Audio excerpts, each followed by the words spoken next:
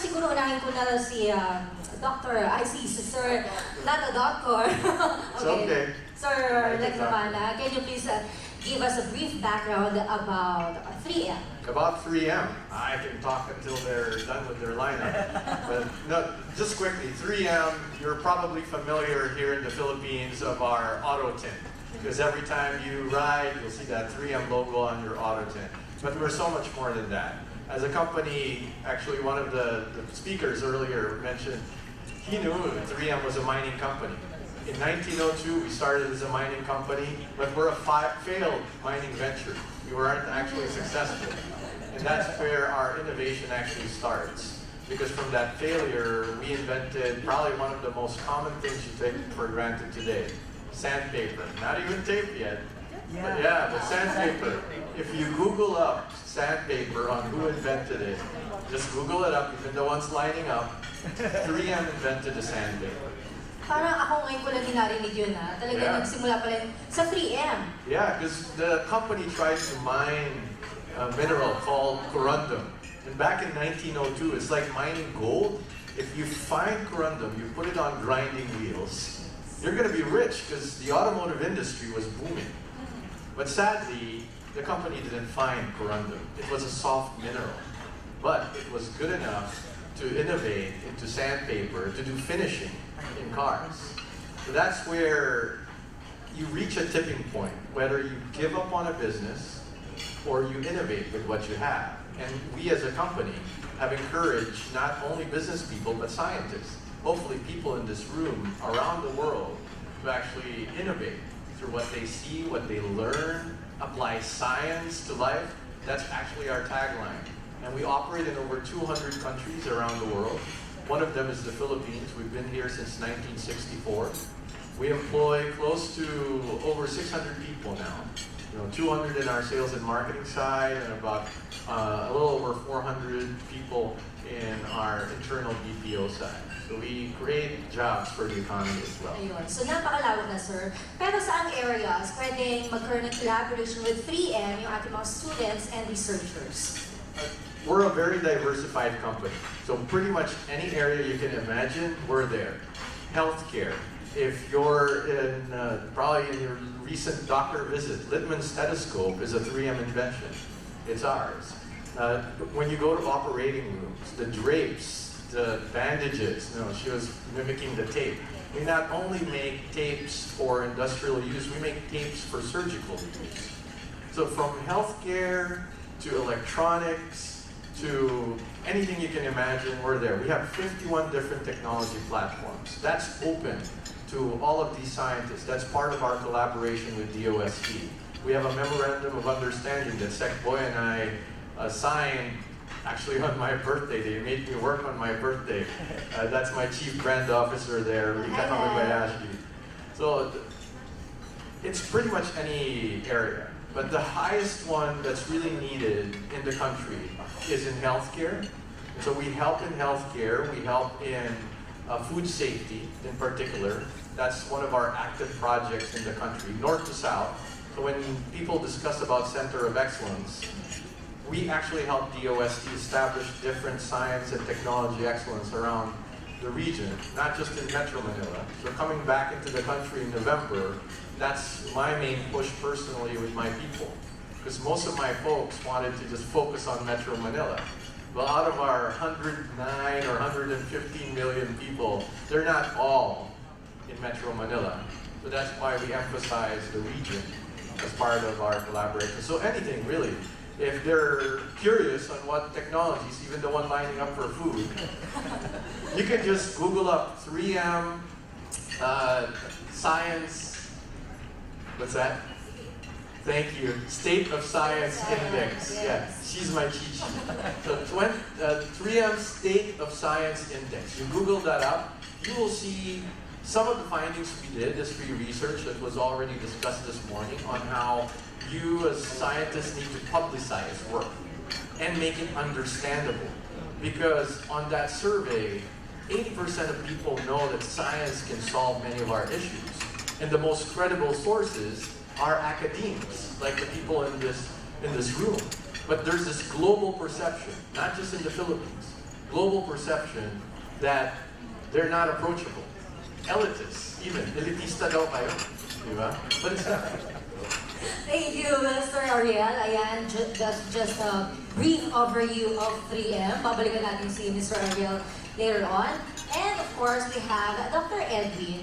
Elmer, I'm sorry. So para sa lahat ng ating panelists, alam namin na napakarami mo ng experience. Pero para sa inyo, sir, ano ba yung basic requirements that have to be in place para maging center of excellence?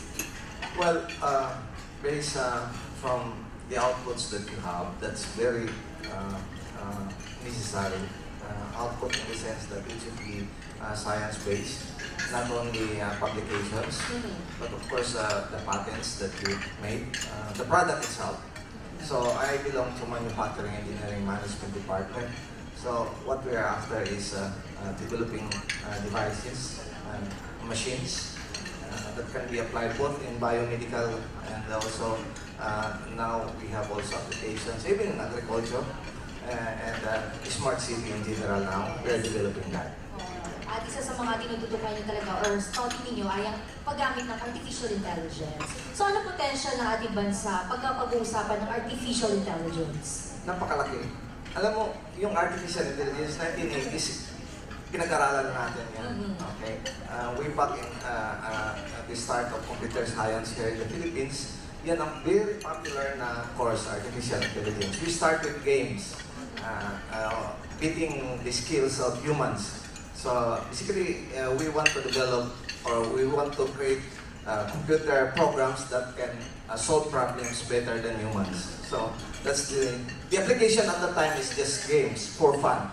But today, it really expanded to real life applications like on our day-to-day activities.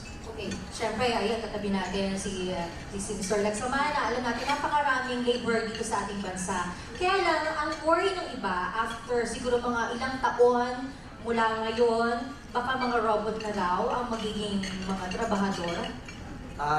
Fear, Mababawasan na yung mga ating mga laborers. actually, that fear started even in the first, second industrial revolutions back in the 1800s. The start of industrial revolutions. People really revolted because the automated mass productions in textile industries in UK. But time again, it was proven that because of these industrial revolutions, the economy goes better. So robots is just there as a tool, as a gadget to help us do our work easier. So there's no need to worry about that. Siyempre pagdating sa mga first world country, talagang ang automation, iba na yung practice nila dito. Masasabi niyo ba ang ating bansa hindi naman nagpapahuli pagdating sa digital and technological system? Yes, talagang we are at par with our neighboring countries, even in the Western world. Even in our manufacturing now, in electronics, we are highly robotized. Our mechanism there, they're using robots now. Yes. Alright, thank you Sir Elmer. And of course, nandito kasama rin natin si Ma'am Cynthia. Ma'am, ano ba yung mga program na ino-offer naman ng Philippine Genome Center? So, thank you very much for having me today. So, the Philippine Genome Center was founded by in 2009 as a research and a service facility. So, essentially at the Philippine Genome Center, the service arm is composed of an arm for clinical genomics, if you want to spectrum, and the other one is on research. So essentially at the Philippine Genome Center, we have state-of-the-art next-generation DNA sequencing equipment, so we can sequence the genomes, the DNA material of different organisms. We also have a bioinformatics core facility. And within the Philippine Genome Center, we have several programs. We have the health program, which is actually headed by Dr. Eva PhilASST here. And then we also have a program for biodiversity, ethnicity, and forensics. And then we have a program for agriculture, fisheries, and pharmacies. And what we have now is we make available DNA sequencing services within the Philippines. And this is possible through the help of the DOST. and the Commission on Higher Education. So, saan kayo nakabase, ma'am? Dito na sa So Manila? our headquarters is in the University of the Philippines, Diliman. It's just behind the Molecular Biology and Biotechnology building. But we have also realized that for us to capacitate the rest of the country, it is very essential that we train researchers and scientists also in other parts of the Philippines, not just in Metro Manila. So starting this year, we have a satellite facility in Mindanao, and the University of the Philippines, Mindanao. And we also have a Philippine Genome Center satellite facility in the Visayas. So because we are UP, we can only place the satellite facility for UP. But to capacitate the regions, we also made a Visayas Genomics Consortium and a Mindanao Genomics Consortium. And essentially the motivation here is for people in the Visayas and Mindanao to collaborate and to talk and to present research proposals. We will help them through the process so that they can put to bear or utilize the power of genomics. We can also through DNA sequencing, we can understand or we can know what is the causative agent causing a particular disease. We can sequence viruses, we can sequence bacteria, we can sequence, for example, and detect, for example, relationships, paternity, victims of let's say, disasters, and so on and so forth. We can also bioengineer. We can also detect the genotype and phenotype of cancers. We can bioengineer enzymes. We can do genetic engineering, and we can test through the DNA sequencing whether our construct is correct. So before we do anything, and we do, for example, in chemical engineering has evolved to a certain extent where we use a lot of the tools of molecular biology, but any time in the process, we want to check whether our engineered materials are correct, so we do DNA Pagdating sa sequencing. agriculture, ma'am, paano ito nakakatulong? Oo, sa agriculture marami. So Yes. from breeding and so on and so forth. Pero yung pinakamagandang example is, bago ka magtanim ng isang tanim o isang halaman o animal, dapat meron ka ng semblance of an idea on whether it's going to be payat, mataba, anong color niya, ano ang kanyang variety. So isang example ka lang, bago ka magtanim for example ng papaya, kailangan malaman mo kung babae ba siya o lalaki ba siya. Or you don't have to wait for 5 years or yeah? So kung malalaman kung papalayin na, no? Or indeterminate. Basta, yun lang. So, hindi ka na maghintay ng 5 taon, 10 taon, bago mo malaman yun. At saka, for example, bago ka magtanim ng kape, alam mo yung variety niya.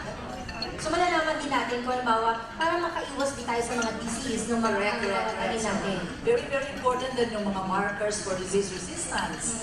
So let's say may mga breeds na mga plants which are disease resistant or disease susceptible.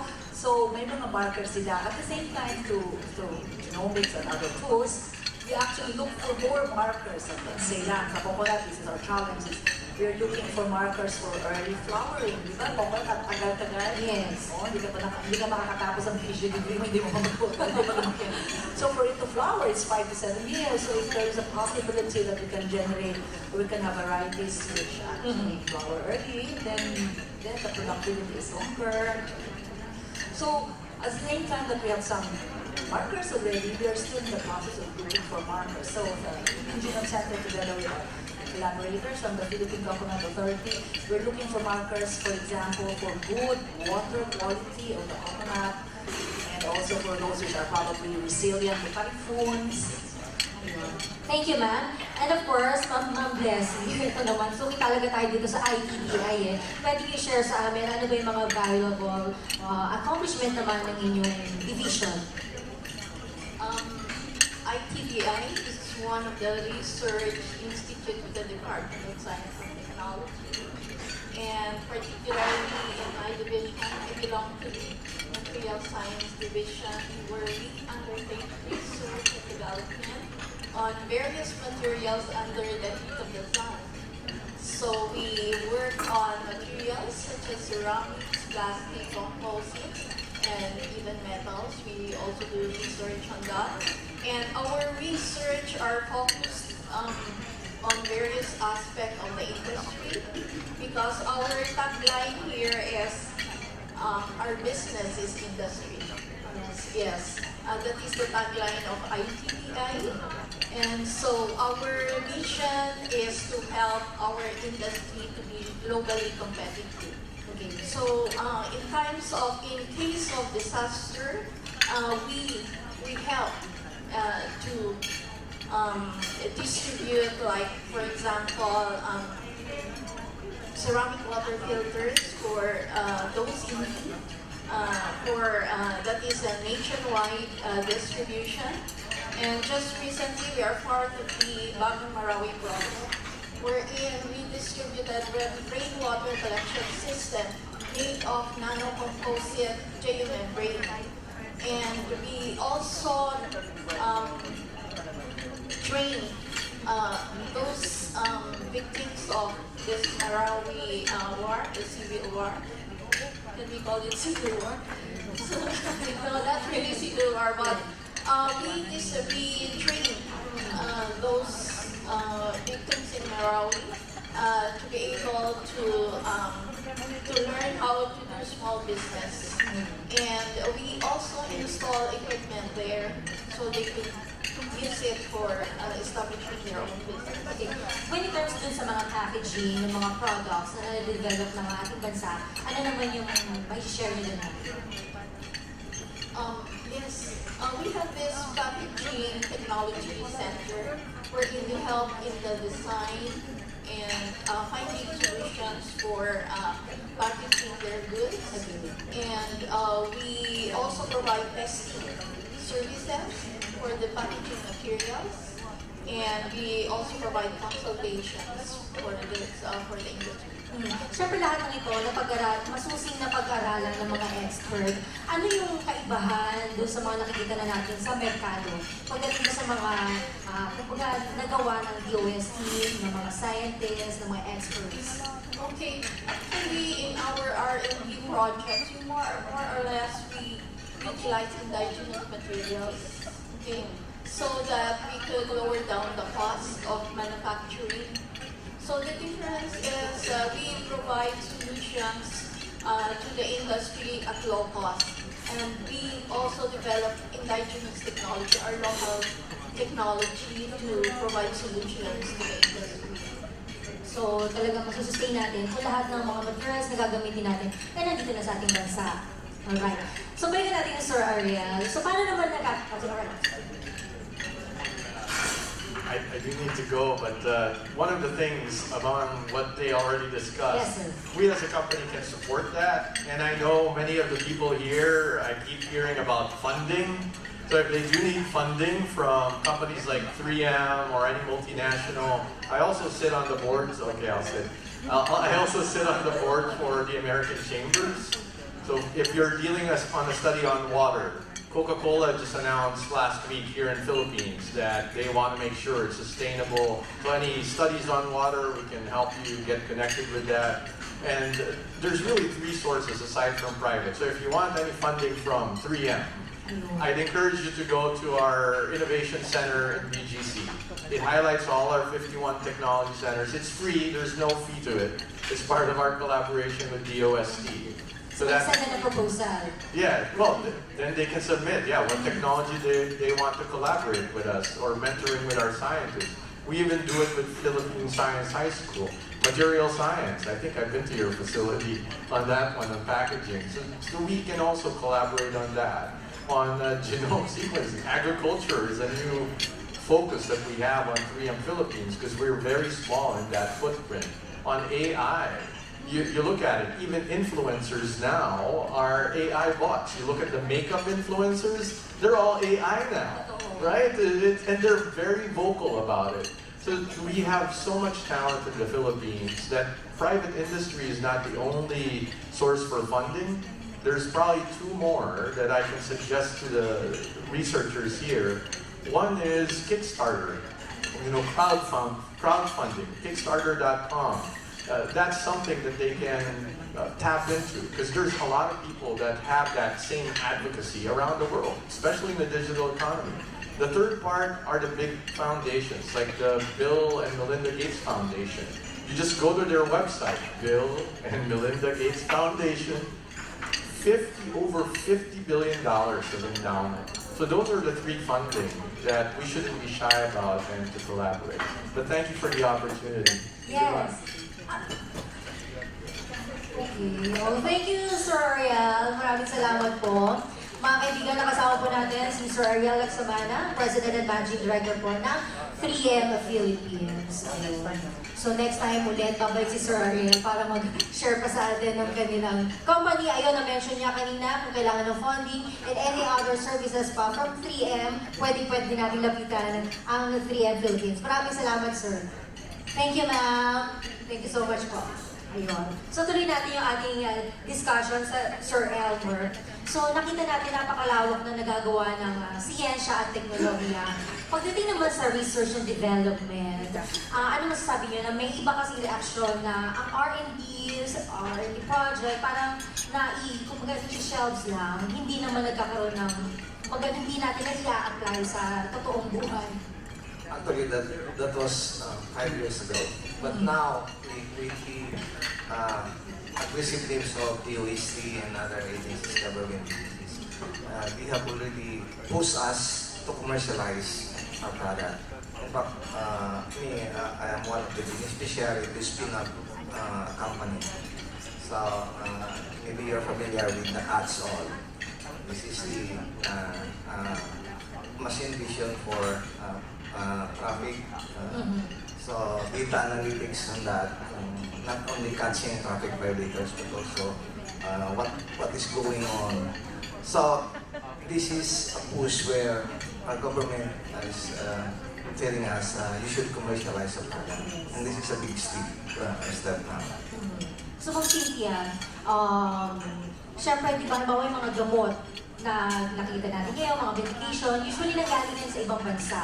So yung mga ginagawa ninyong pag-aaral, paano na i-apply ng inyong mga sistema para naman maging applicable sa ating mga Pilipino, yung mga tinitake natin?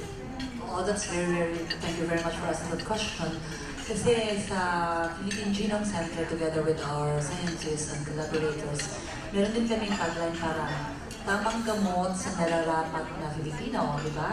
Yung bagay sa kanya. So, bawat tao, different kinds of enzymes meron tayo sa katawan natin. And some of the drugs, probably we take, tapos na-waste lang kasi hindi naman natin sila metabolize properly.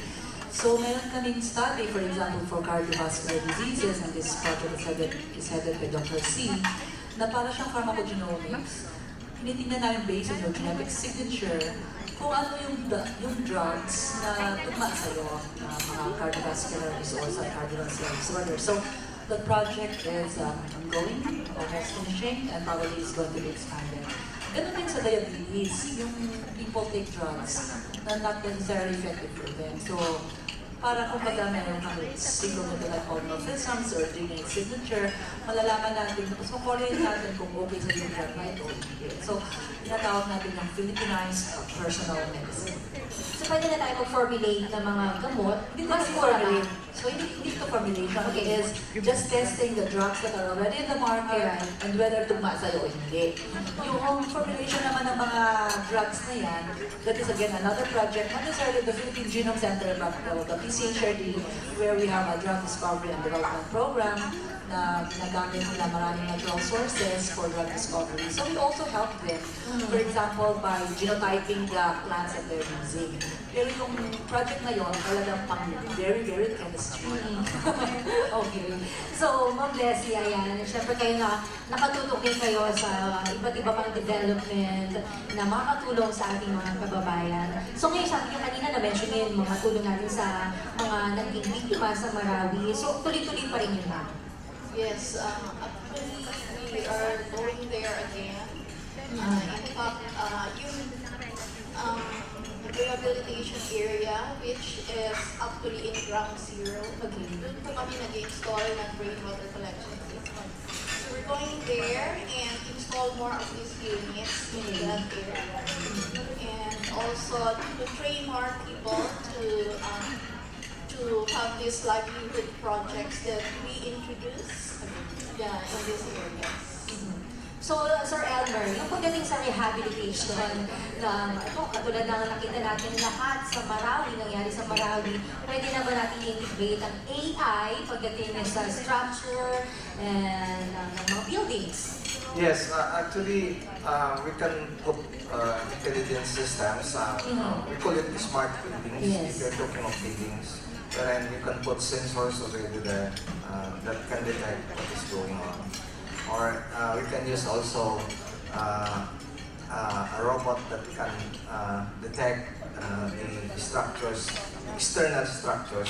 If it is a high-rise building, we can use an unmanned aerial vehicle to get to look at what's going on the structures. So we use machine vision, we have a camera to look at that, and we can analyze what is going on the integrity of the structures of the building. And another one, if you're talking of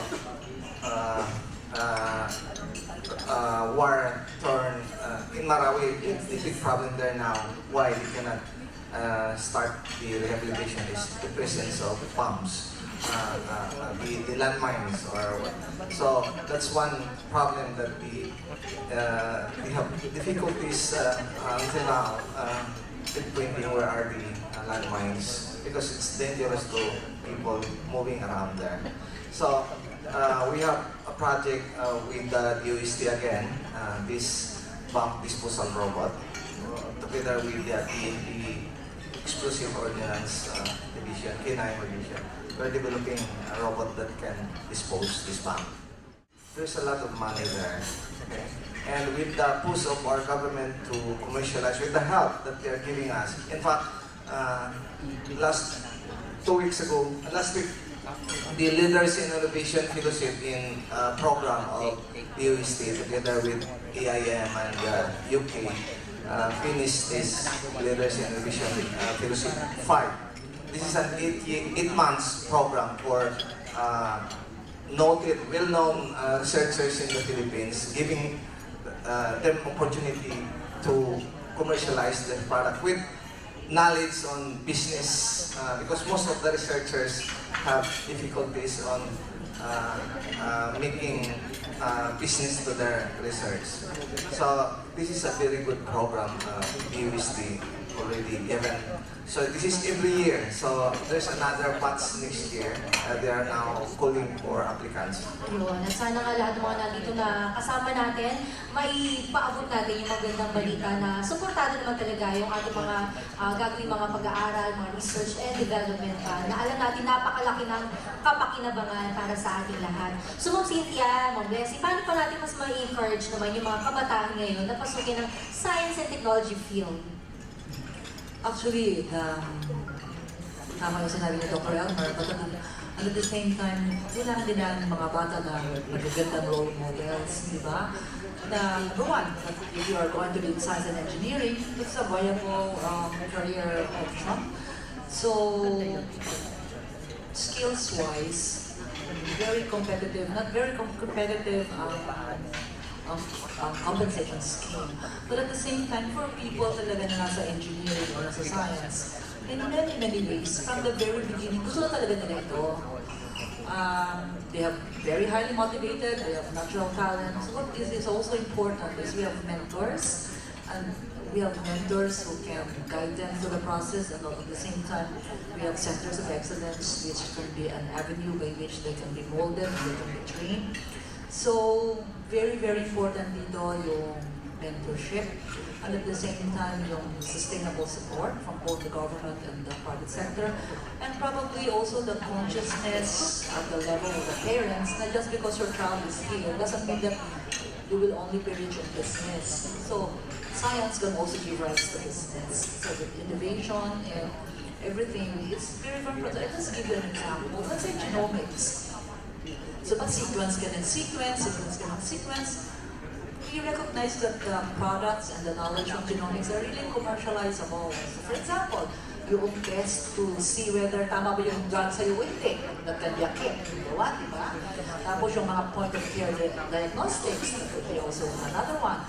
Tapos yung mga, so at the level of the diagnosis, but at the same time, through the genomics and molecular biology, you can also create new drugs, new enzymes, new products, new chemicals, for recombinant DNA technology. So essentially, we're engineering new materials with this technology. So pag sinabi natin, ako, for example, for those in science and engineering, it's not so difficult to go to grad school kasi ang dami-daming scholarship, ang dami-daming opportunities. Tapos yung mga sweldo pa ng mga research assistants ang tataas. Samantalang marami akong mga kakilala naman sa different fields. Punta sila sa graduate school, out of pocket yun, diba? So, I realized that if you have a degree in science and technology, you're very, very employable. But at the same time, there are also ways by which you can also be innovative. So sa palagay ko, kailangan natin talaga opportunities and very, very good role models. And probably also the ease of doing business in the Philippines. Thank you, ma'am. Mag-bless you. Okay, being a part of the Department of Science and Technology, talagang may program ang DOST to encourage the young people, students, to go into science and technology. In fact, napakaraming ang scholarship that is being offered. And every year, we celebrate the National Science and Technology Week. And you can see that a lot of students go there, talagang from elementary, high school, college, and the industry also are encouraged to visit our exhibition. And not only that, our laboratories are open to students. So right now, since we have the senior high school, we allow the senior high school to do their experiments in our lab. Okay. Yeah, and also use our facilities for their research requirements. Ayun. So tama-tama yun na. Meron tayong mga kasama dito na from different schools. Right? So pwede silang pumunta ng libre? Yeah, we also offer free services and consultations. And actually, I would like to promote na rin, no? We have this new program of the DOST, which is the additive manufacturing program. And we are encouraging the students to participate. In other words, this is called 3D printing. So 3D printing is very popular nowadays, and the government invested equipment to set up our National Center for 3D Printing, where students could come and work on their ideas, their designs in our laboratory.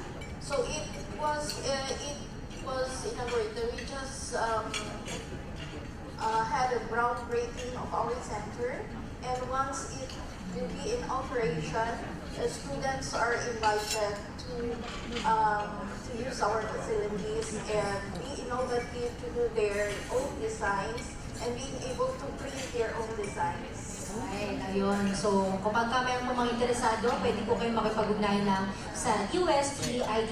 Lamit na lang natin sa mga blessing ngayon sa mga kasama natin na nandito. Alright, so para po sa inyo, ang Pilipinas ba talaga ay may potensyal? Hindi lang sa bawang mga region eh. Pag sinabi natin Center of Excellence, ang Pilipinas ay pwede maging Center of Excellence. Actually, dami-daming raw talent dito. Sometimes it's also sad that sometimes you have so many unrealized potentials. But the Philippines, with 110 million people, very talented in the arts, spontaneous and emotion, and freewheeling, which you probably to a certain degree risk takers. These are some of the ingredients that we really need for people to innovate and to try new grounds. Kailangan talaga natin pagbutihin probably is yung research culture natin. The research culture has to be deeply ingrained. The sense of discipline and to always not settle for the mediocre, but to strive for the best that we can do. So there's a lot of potential, there's a lot of raw talent in all disciplines. Probably very important would be more opportunities, and that sometimes you also give them science high schools, they do not return to the country, diba? So they have scholarships, they do not return to the country, or sometimes they return to the country later. So there are different kinds of mechanisms to do this, but at the same time, for those who would like to choose to return to the country and contribute to national development, we should also create an atmosphere that would nurture them. So, for example, for the longest time, when many of us were studying abroad, they got scholarships abroad, and when we returned to the country, the setup, for example, for molecular biology wasn't there. But we persevered and we asked the government to improve our facilities. So all of a sudden, we have state-of-the-art buildings and laboratories. And then as the economy of the Philippines improved, then there is a lot of funding for research. Probably the challenge nga now is absorptive capacity. Kasi ang DOST dahil perang ibibigay, pero yung critical mass of people who can run programs and projects and have deliverables kunti. So, nung dumating kami sa Pilipinas probably 20 years ago, budget namin 50,000, 20,000, ngayon you can have 50 million, 100 million. But the challenge is the same people submit the same submit proposals, so we really need to expand the talent pool. That's number one. That's why we also do holding with our collaborators and researchers from all over the country. That's number one. So, and siguro we also need very dedicated people with a sense of commitment that we have to continue mentoring our young people for the different disciplines they would like to go into, and that actually okay na yung compensation package. I mean, because of SSL 1, 2, 3, and 4, so hindi na rin poor ang mga people in the university setting, at least as far as I know. So, may mga improvements, but sometimes you also take a little bit of time, but sometimes you're also very, very impatient. So yun, kulang tayo ng critical mass of scientists and mentors in our university setting. So, even if you have very, very talented students, for example, if you don't have very good mentors, then it's not, so very limited lang. And sinasabi ko, we don't have enough PhD degree holders. So we don't have enough PhDs kasi kung gusto mo magpa-PhD ka, dapat PhD ng advisor, hindi pwede yung MS maging advisor ng PhD student. So we need to have those people, and we need also make the working environment attractive. So much potential, so much talent, raw talent, so much raw talent, so much potential. It's very, very important that we sustain the initial investment that have been done by the DOST and the TRED and others. And at the same time, we create other centers of excellence beyond the national capital region. We really need to improve infra, we have to improve universities, laboratories, and their pool of scientists there. Because if they don't have very attractive environment to pursue research, mapunta pa rin sila sa national capital region or in the big labs.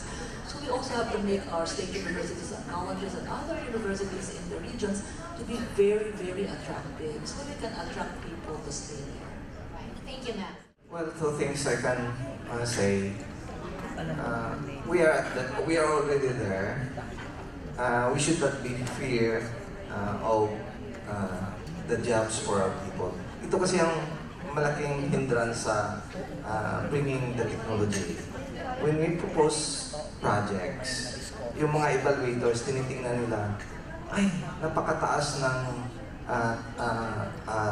technology na to. Hindi natin aprobahan kasi paano yung mga tao mawalan ng trabaho.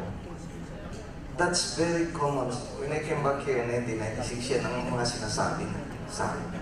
Uy, hindi pwede niyong i-propose tong project niya kasi highly automated yan. Mawalan ng trabaho yung mga tao. That is the hindrance to our growth. Let's set aside the jobs for our people first. Okay? Doon ang fear natin na ilang milyon yung mawala ng trabaho. Like artificial intelligence Yes, now. yes, sir. With the fourth industrial revolution, namumblema tayo saan ba magtrabaho itong mga taong to. Nauna yung fears. Hindi pa nga natin ginawa. So nag-warning agad tayo. Yes, isang balakid yan, malaking hindrance. Paano kung sasabi na gusto mong titignan tayo ng risk? No, actually, time and time it is proven that he who has this technology really flourish. Mr. US, why is it they are there? China, why is it they are there? Yes. Ang dami nilang tao, ang dami nilang manual operations before. Hindi sila nag-worry doon. Come up with high technology, saan sila ngayon? So, yung problema natin sa trabaho ng mga tao na mawala, isit aside muna natin yun because that will never happen when our economy is high. Yes. So makikinabang talaga tayo lahat Exactly. kapag mataas ang ekonomiya Exactly. o maganda ang takbo ng ekonomi natin. That is why it's very heartening for us proposing a project, a very good project, and then the comments of the evaluator is that hindi namin maaprobahan ito dahil napaka-highly technical, napaka-highly automated, na mawalan ng trabaho yung iba. In agriculture, for example, saan tayo sa agriculture? Highly automated na ba tayo? When we propose an automated project in agriculture, binabara. Kasi mawala yung trabaho ng mga farmers. In fishing industry natin, ganun din. When we want to automate the growth of fish, we want to automate the growth of the plants, controlled environment, to do it 24/7 and the whole year round. We can do that. We have the smart farm. And we propose a smart farm. This is too smart. Mawala ng trabaho yung mga tao natin. Hindi namin napumahan to. That is so sad. Okay? So daming effort na ginagawa natin, di ba? Parang nag-exert tayo ng effort para mapaunlad yung ating bansa gamit ang mga makabagong teknolohiya. Yes. So, ano yung nakakalungkot? Yes, na kaya-kaya natin gawin. Kaya lang, hindi inaprubahan kasi yung mga evaluators, ganun mag-isip. Yes. So challenge talaga to, sir, ma'am, hindi ba? Kasi iisip ko rin, yung ibang mga farmers, ganun ang bakit nyo, nasanay sila sa traditional na pamamaraan. So paano natin pinapaabot sa kanila, sa publiko na pwede natin i-adopt yung mga makabagong teknolohiya? Yung sinabi ni ma'am na yung genomics na synchronize mo yun, particularly on coconuts. Paano natin malaman na yung coconut high yield siya sa cocoa sugar? Kung basta kahit anong coconut, tinatanim na lang natin. Oo. So kung gusto natin i-improve na ang export natin cocoa sugar, di ba? Yan ang high value. In fact, we develop a machine that can produce cocoa sugar. Ang problema, walang raw materials, walang tuba. Actually, yon. So, kung sa kanilang research, itong variety ng coconut ang the best producers for tuba, we can uplift right away. And then, the effect of that, of course, ang farmers, maraming tuba, maraming sugar, malaki ang kita nila. Okay? Hindi yung pinoproblema nung mawalan trabaho ang farmer pag i-automate mo to. That's so sad. So Jel, thinking about this, from the level of the scientists and the mass media and you in the media, siguro importante din na we articulate the science that we do and how it impacts the lives of the ordinary Filipino. So for many scientists, hindi naman tayo talagang train mag-articulate nito, but that is a challenge that we have to do. And it's something, this is an effort that we have to do. We need to articulate the science that we do to the level of the common man so that they will keep on supporting us. Yes.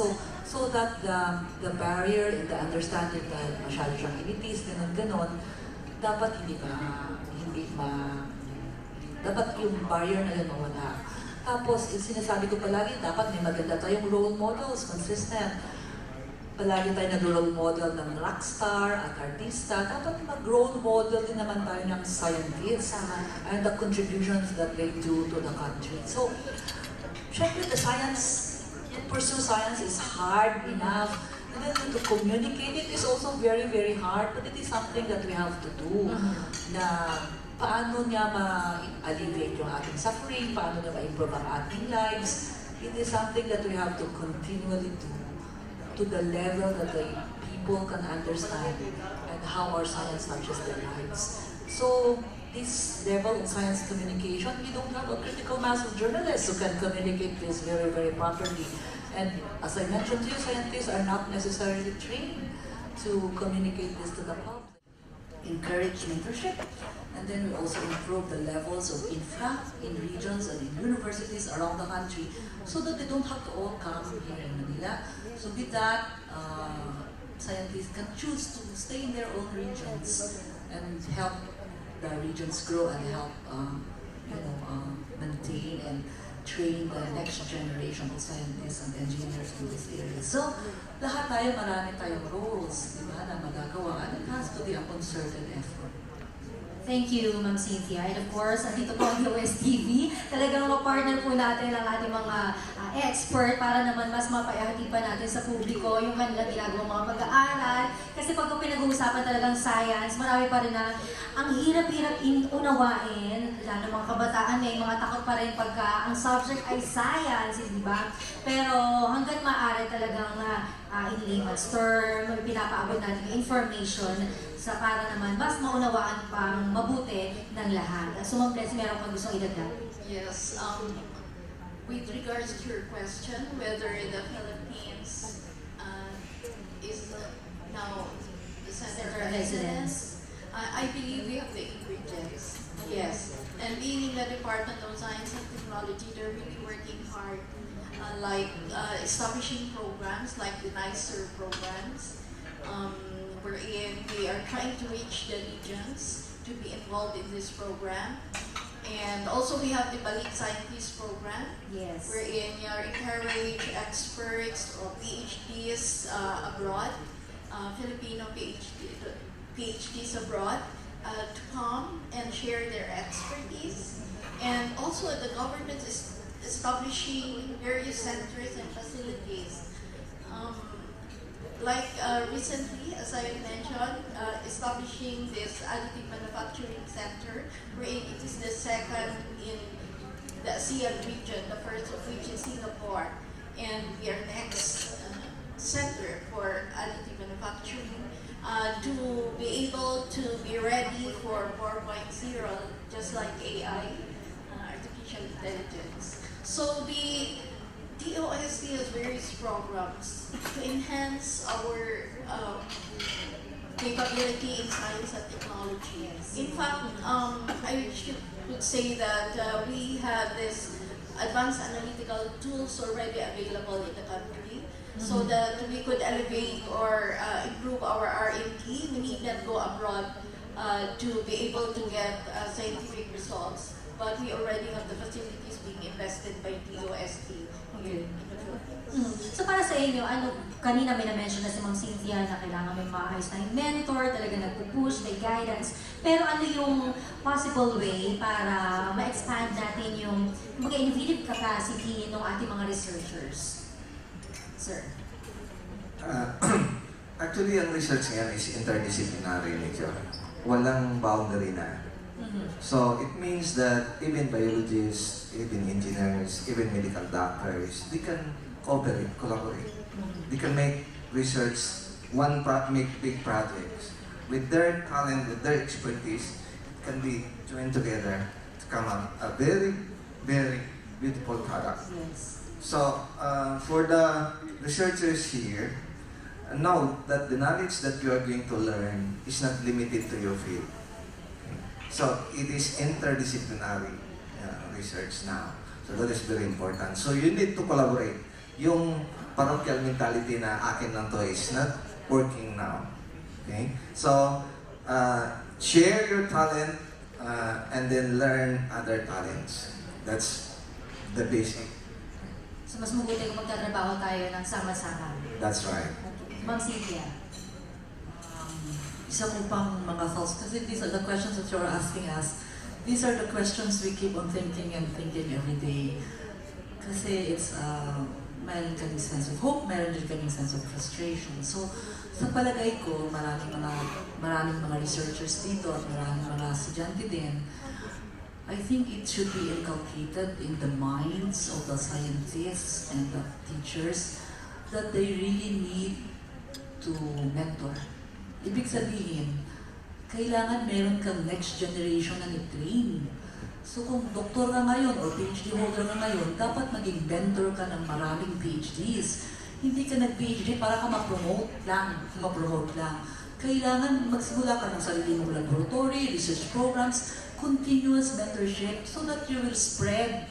Hindi pwede na ikaw lang tapos hindi ka nag-train. It's very, very important to train the next generation of scientists and engineers. And that can only do, at least from my experience, you can only do that in a research setting where you have a research lab or a research environment that that can sustain this kind of thing. So you can attract talent and you can mentor students. So sa mentorship, for example, sa amin, trabaho ng advisor, maghanap ng pera. Okay. Trabaho namin, maghanap kami ng research grant para yung mga graduate students namin, ang gagawin lang nila magtrabaho sa lab at mag-isip.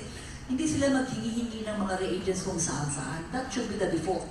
So that is the pressure on the research advisor to find the mechanism and the means so that the students can flower is enormous.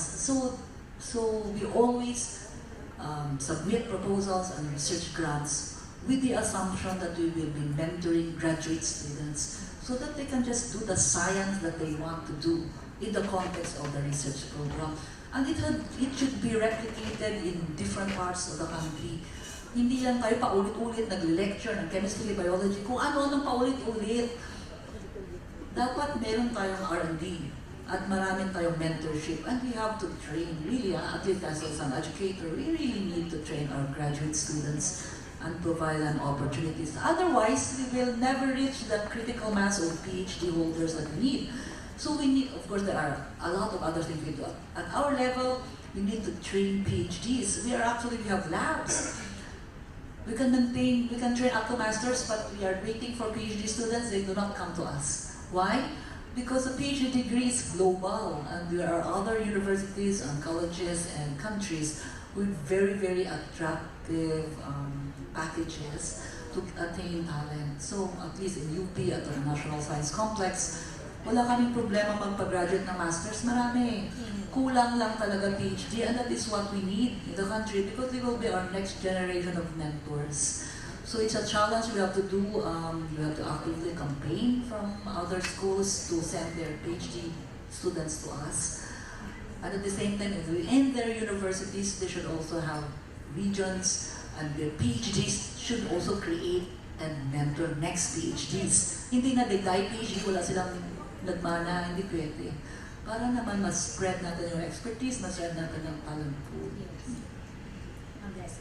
Yeah, in my case, I believe that researchers should not only be researchers in their research or in the shelves. I think we need to also include entrepreneurship among researchers because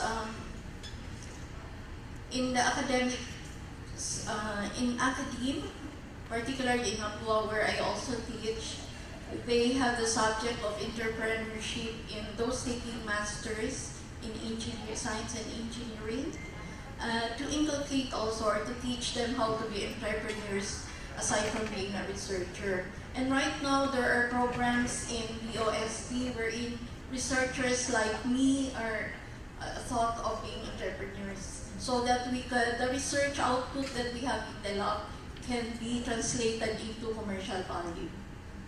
Right. So napakarami nating magagawa at marami pang gagawin nating mga pag-aaral din para naman lahat tayo ay makinabang. Ang importante lang din siguro dito yung magtulong-tulong tayo with private institutions, academics, and different organizations para lahat ng mga ginagawa nating pag-aaral ay hindi nga sabi ay masasayang lang at mababaliwala.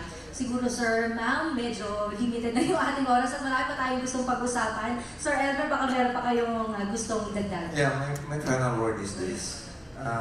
We should make research and development environment easier, fun, and more easy for the researchers and the mentors. How to do that?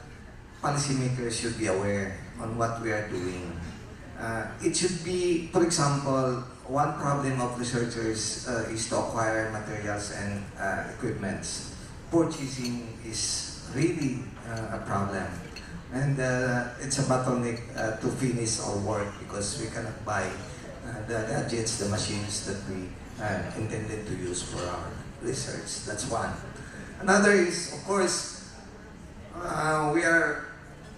there already the remuneration for researchers is not good. Okay, imagine if you are a project implementer, you're getting only 8,000 a month minus tax pa, so 5,000 lang yan. all the pains you have in your life, nasa iyo. Yun lang matanggap mo. We do it for the commitment and passion. Yun lang doon. And yun dapat ang tingnan ng government funding institutions and the policymakers also. Why is it like that? Dapat i-improve nila ang quality of life din sa mga researchers. To make it really attractive. Kasi pag sinabing researchers, sakit sa ulo lang kunin mo dyan, maabot mo dyan. Not to mention, when you retire, ang dami mo pang i-liquidate. Baka hindi ka pa makakuha ng mga retirement fee mo. Kasi ang dami mo pang i-liquidate. So, it's really a burden being a researcher with this kind of environment. May motivation din talaga. Yes. So, Cynthia? Now that you mentioned it, Dr. Elmer, grabe. If you're a young scientist and you want to build up a lab, the only way by which you can get equipment is to apply for a DOST grant. True yan. Pero yung honorarium mo is 8,800. Minus tax, 5,500. So pinapautang mong pera pag mag-rent ng van, pagkain, etc. Ubus na. So, syempre, I'm lucky I'm not the breadwinner in my family, but at any one time, 200,000, sometimes 1 million, pinapahiram mo sa project mo, only if you can afford. So, if you're a breadwinner and you're using it, it is unrealistic.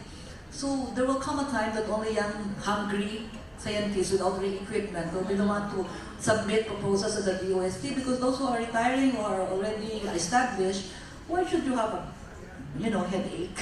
A headache of 8,800, pagkalitan ka pa, marami ka pang outputs, marami pa silang utang, mahirap mag-liquidate, hindi ka pa makaretire.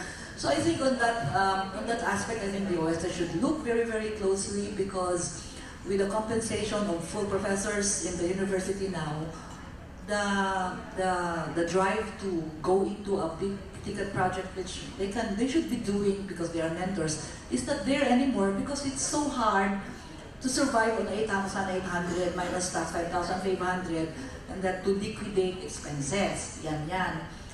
So I think that those should be addressed. So even if I run a 100 million project or a 1 million project, the honoraria is still the same.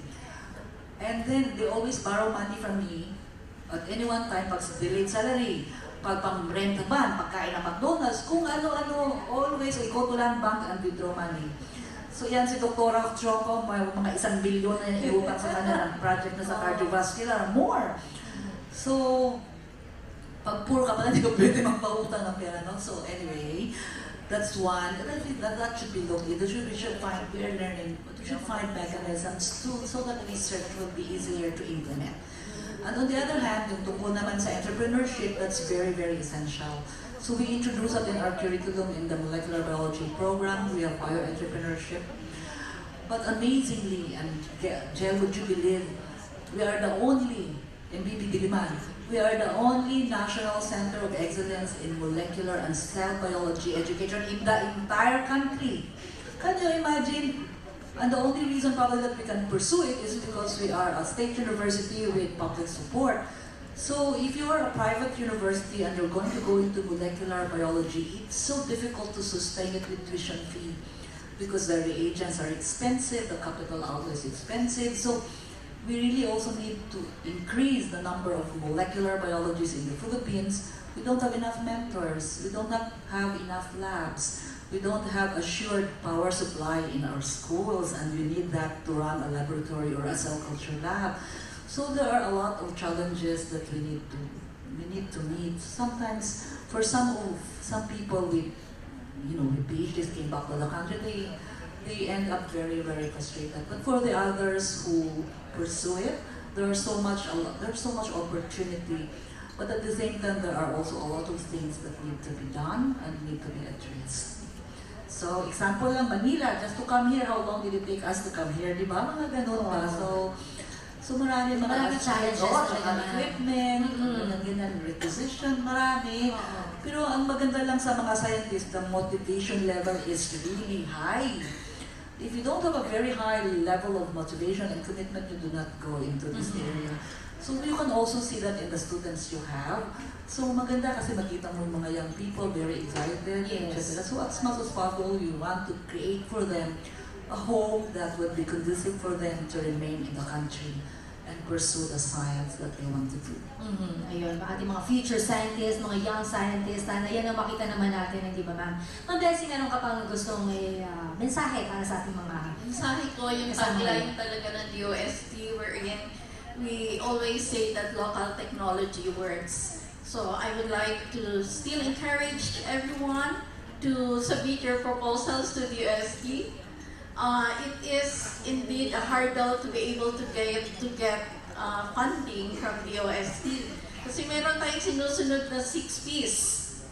That is patent, paper, product processes. Yes. Yeah, wherein we need as output of our research.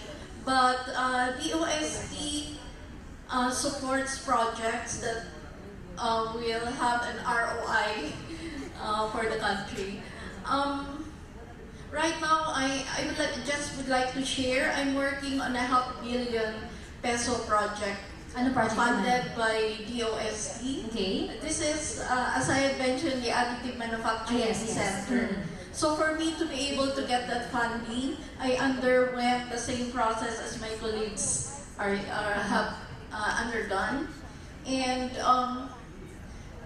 also yung mga abono, yung mga expenses difficult to purchase. That is a very common dilemma that we underwent. But DOST also knows about these difficulties. In fact, right with regards to honorarium, right now we are working on the IRR for the Magna Carta for scientists. So we are trying to look at working on the best way for the scientists to get their honorarium and to get their benefits. Ayun. Thank you, ma'am. Ayun mga kaibigan, narinig natin yung kanilang mga insights at nag-share nila yung kanilang mga expertise at makita natin kung gaano nga ba kahalaga na maging Center of Excellence, hindi lang yung bawat rehiyon, kundi ang ating mahal na bansang Pilipinas. At nakita natin yung mga effort ng ating mga expert, mga scientists, at sana lang mabigyan din ng halaga yung kanilang mga ginagawang pag-aaral.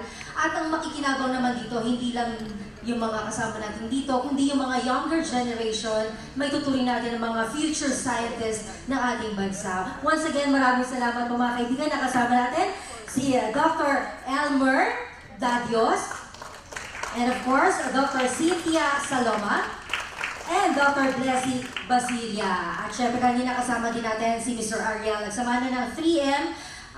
Mga kaibigan, ako naman po ang inyong nakasama din sa pagkakataong ito sa Kapihan sa Agham Gel Miranda from DOSTv. At ang DOSTv po nandito lagi niyong katuwang para maipahatid pa ang kahalagahan ng mga proyekto ng Department of Science and Technology at maipahatid pa natin sa publiko ang mahalaga may dudulot sa atin ng siyensya. Once again, maraming salamat po sa inyong lahat.